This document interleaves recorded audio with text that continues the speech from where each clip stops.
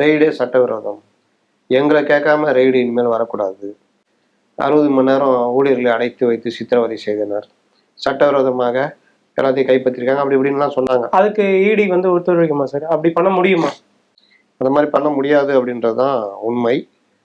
இவர்கள் சொன்ன குற்றச்சாட்டுகளை அந்த நீதிபதிகள் அமர்வு வந்து, அது நான் உங்களை கேட்காம உங்களை கேட்டு தான் ரைடு வரணும்னு, எந்த ஊரில் இருக்குது, இந்த இதெல்லாம் போடாதீங்க, மாற்றி மனு தாக்கல் பண்ணுனாங்க.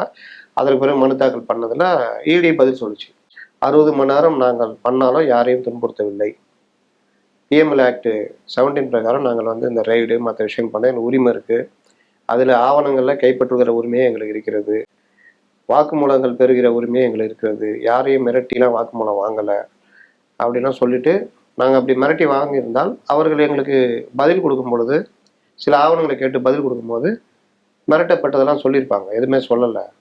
இன்னொன்று, இவர்கள் ஏன் வர்றாங்க, அந்த ஊழியர் மிரட்டினா ஊழியர்கள் வரட்டும் கோர்ட்டுக்கு, இவங்க ஏன் ஊழியர் சார்பு வராங்க, அந்த மாதிரிலாம் இது பண்ணாங்க.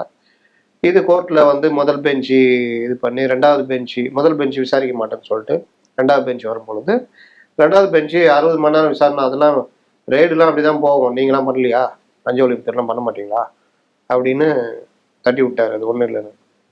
ரெண்டாவது விசாரணையில் அவங்க டெல்லியிலேருந்து பல மூத்த வழக்கறிஞரை கொண்டு வந்து வாதம்லாம் பண்ணியும் நீதிமன்றம் அதை ஏற்றுக்கல, ரைடு கரெக்டு தான், நீங்கள் விசாரிக்கலாம் அப்படின்னு சொல்லிட்டாங்க.